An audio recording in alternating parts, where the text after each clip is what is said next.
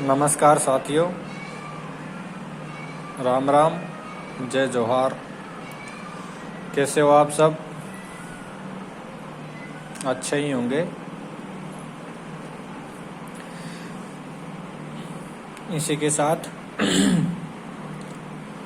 मैं आज अपनी ऑनलाइन क्लास में मैथ सब्जेक्ट का टॉपिक फर्स्ट संख्या पद्धति यानी नंबर सिस्टम की शुरुआत करने जा रहा हूं। आप लोग घर बैठे जरूर पढ़ें। तो नंबर सिस्टम के अंदर सबसे पहली बात होती है संख्या। संख्या मीन्स नंबर। तो संख्या किसे कहते हैं? विभिन्न अंकों को इकाई, दहाई, सैकड़ा आदि के स्थान पर रखने पर जो मान प्राप्त होता है वही क्या कहलाती है? संख्या।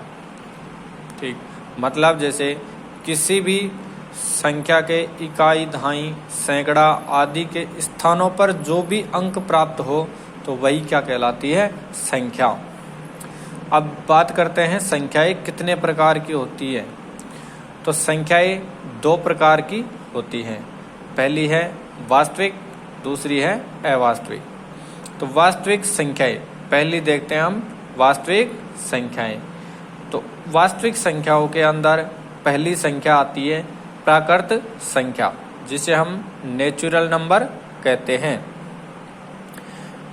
इसकी परिभाषा ऐसे है, वे संख्याएं जो एक से प्रारंभ होकर अनंत तक हो और जिनमें शून्य शामिल नहीं होती है। मतलब प्राकृत संख्याएं किसे कहेंगे? वे संख्या जो एक से प्रारंभ होकर अनंत तक चली जाती है और जिसमें शून्य शामिल नहीं होती है, वह संख्याएं को कौन सी कहलाती है? प्राकृत संख्या। अब दूसरी पे आते हैं हम। सेकंड नंबर है पूर्ण संख्याएं या वोल नंबर। वे संख्याएं जो शून्य से प्रारंभ होकर अनंत तक हो। इन संख्याओं में क्या होता है? ये संख्याएं शून्य से प्रारंभ होकर प्लस में अनंत तक चली जाती हैं। वे संख्याएं कौन सी कहलाती हैं? पूर्ण संख्याएं। अब तीसरा नंबर आता है पूर्णांक संख्याएं, इंटेजर नंबर। पूर्णांक संख्याएं ऋणात्मक और धनात्मक में दोनों ही तरफ अनंत तक चली जाए। इसका मतलब क्या है? शून्य से लेकर प्लस की तरफ 1 2 3 4 5 6 आदि अनंत तक चली जाती है। वैसे ही ऋणात्मक में अनंत तक चली जाए, वे संख्याएं कौन सी कहलाएगी? पूर्णांक संख्याएं। अब बात करते हैं प्राकृत संख्या। इनके एग्जाम्पल देखिए। तो यह है 1 2 3 4 और आदि अनंत तक। ठीक, मतलब 1 से लेकर अनंत तक प्लस की तरफ वो कौन सी संख्याएं कहलाएगी? प्राकृत संख्या। यानी हम डायरेक्ट कह सकते हैं कि प्राकृत संख्या 1 से प्रारंभ होते हुए अनंत तक चली जाती है। इसके बाद दूसरी पूर्ण संख्याओं का एग्जाम्पल देखिए। ये शून्य से प्रारंभ होकर यानी 0 से प्रारंभ होकर 1 2 3 4 5 6 7 आदि अनंत तक चली जाए, वो संख्याएं कौन सी कहलाएगी? पूर्ण संख्या। इसके बाद पूर्णांक संख्याओं के उदाहरण देखिए। तो ये संख्या मैंने अभी आपको बताया शून्य इसमें दोनों तरफ से बीचों बीच में होता है। तो शून्य से प्लस की तरफ यानी धनात्मक की तरफ 1 2 3 4। अब धनात्मक अंकों के आगे प्लस का चिन्ह लगाना अनिवार्य नहीं होता है। वैसे हम लगा सकते हैं लेकिन अनिवार्य नहीं है।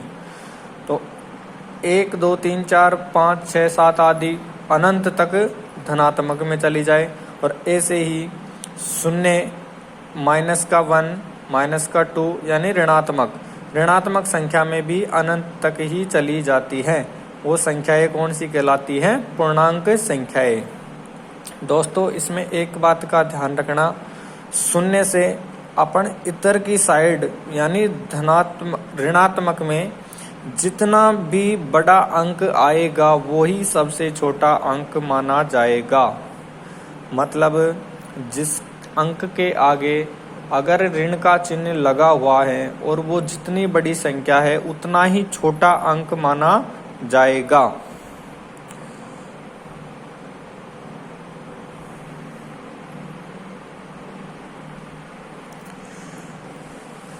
अब इसके बाद में बात करते हैं दोस्तों अभाज्य संख्या। अभाज्य संख्या या रूढ़ संख्या, प्राथमिक संख्या, मौलिक संख्या, प्राइम नंबर, ये सभी चीजें एक ही हैं। वे संख्याएं जिनमें एक व स्वयं के अलावा किसी भी अन्य संख्या का भाग नहीं जाए वह संख्या कौन सी कहलाएगी? अभाज्य संख्या कहलाती है। मतलब वे संख्या जिनमें एक और स्वयं जो संख्या होती है या जो अंक होता है उसके अलावा किसी अन्य संख्या का भाग नहीं जाए तो वो संख्याएं कौन सी कहलाती है? अभाज्य संख्या। जैसे 2, 3 एक बात और दोस्तों, एक न तो अभाज्य संख्या होती है और न ही भाज्य संख्या, इसलिए हम सबसे छोटी अभाज्य संख्या 2 होती है। और इसका प्रश्न कई बार पूछा जा चुका है कि सबसे छोटी अभाज्य संख्या कौन सी होती है, तो उसका आंसर होगा 2। इसलिए सबसे पहले अभाज्य संख्या 2, 3, 5, 7, 11, 13, 19 आदि आगे चर्चा करेंगे, लेकिन इसका उदाहरण ये हैं। अब मैं बात करता हूं दोस्तों 1 से लेकर, आज का अपन आगे बढ़ाते हैं इसको, 1 से लेकर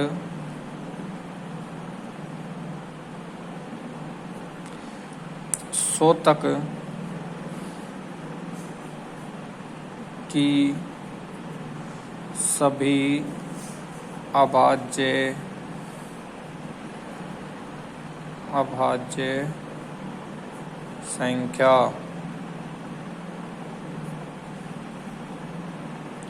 संख्याएं।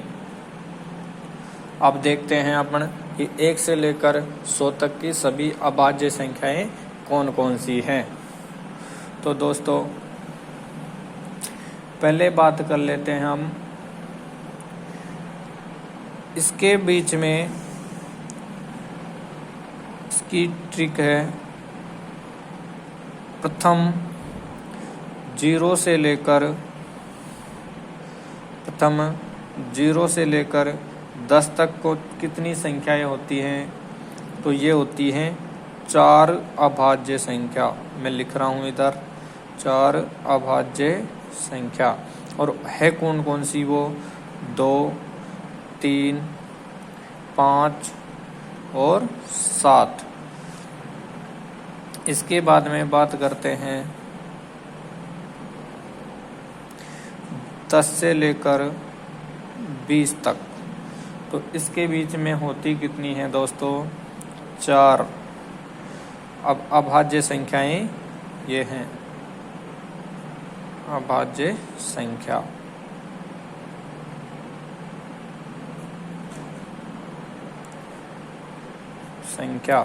और है कौन कौन सी वो?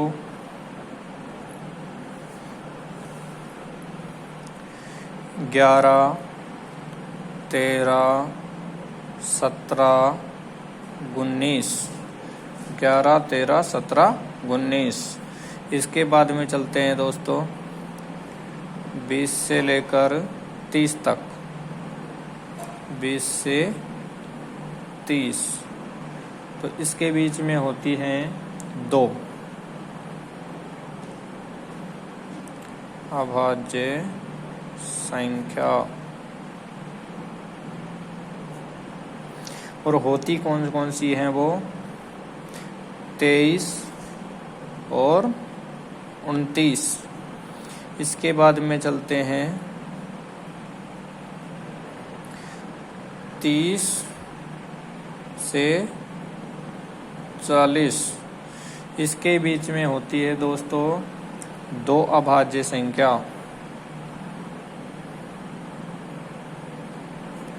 संख्या। और कौन कौन सी है वो? 31 और 37। इसके बाद में आते हैं 40 से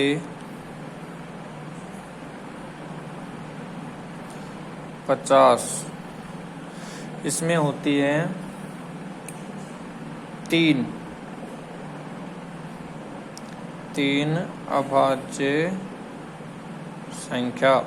और वो कौन कौन सी हैं? 41, 43 और 47। इसके बाद में चलते हैं हम 50 से 60। 50 से 60 के मध्य दोस्तों 2 अभाज्य संख्याएं होती हैं।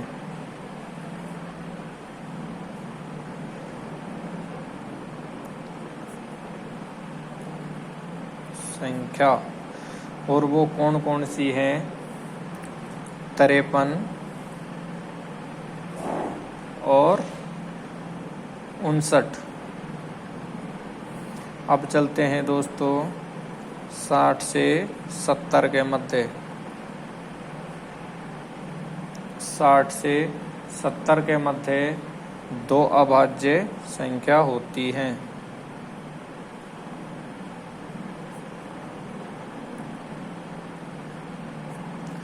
और वो कौन कौन सी हैं? 61 और 67। अब चलते हैं दोस्तों 70 से 80।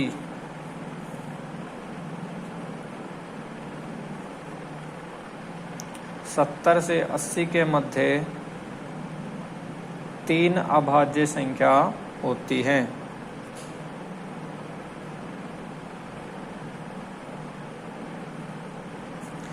संख्या। और वो है कौन कौन सी?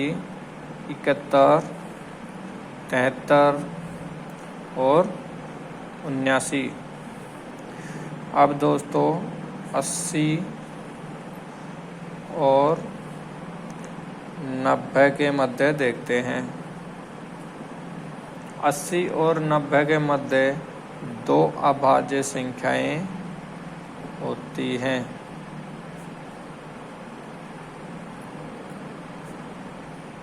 और वो कौन कौन सी हैं?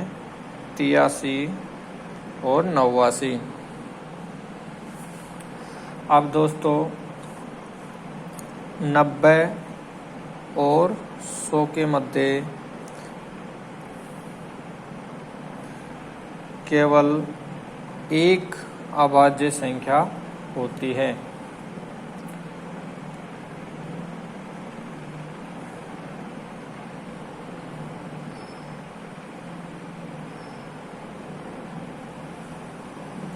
एक अभाज्य संख्या होती है। और वो है 97। अब ऐसे करके दोस्तों ये टोटल 1 से 100 तक 25 अभाज्य संख्याएं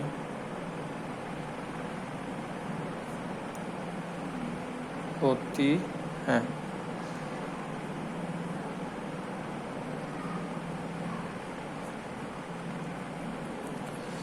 एक से 100 तक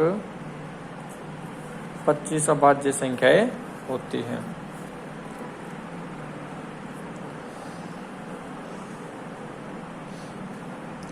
अब दोस्तों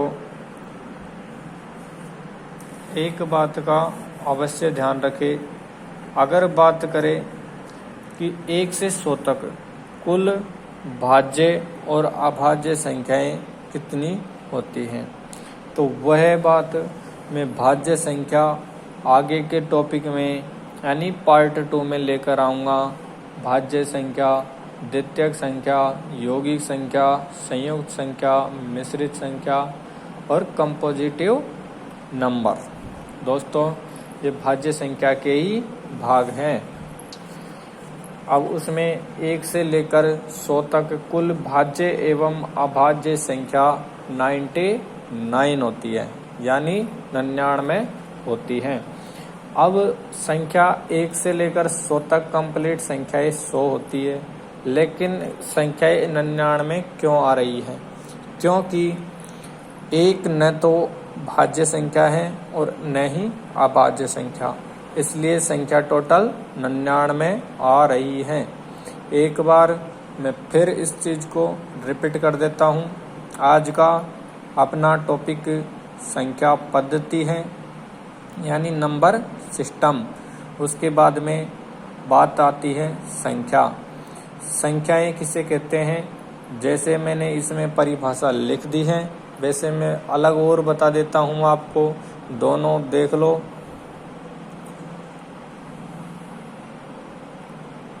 यानी इकाई, दहाई, सैकड़ा, हजार के स्थान पर जो भी अंक आता है और जो उसका मान प्राप्त होता है, वही क्या कहलाती है? संख्याएं। अब संख्या 2 प्रकार की होती है, वास्तविक और अवास्तविक। अब वास्तविक संख्याओं के अंदर प्राकृत संख्या, पूर्ण संख्या, पूर्णांक संख्या, अभाज्य संख्या, भाज्य संख्या आदि आती हैं। और दोस्तों इसके बारे में अपन अगले पार्ट में चर्चा करेंगे।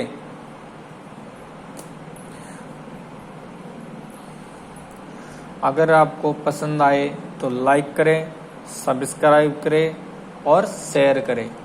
अब मैं आपको एक लाइन सुनाता हूँ, जो कि एक बात का अवश्य रूप से ये ध्यान रखें दोस्तों, कि संघर्ष ही सफलता की रास्ता दिखाता है। संघर्ष ही, मेहनत सफलता का रास्ता दिखाती है।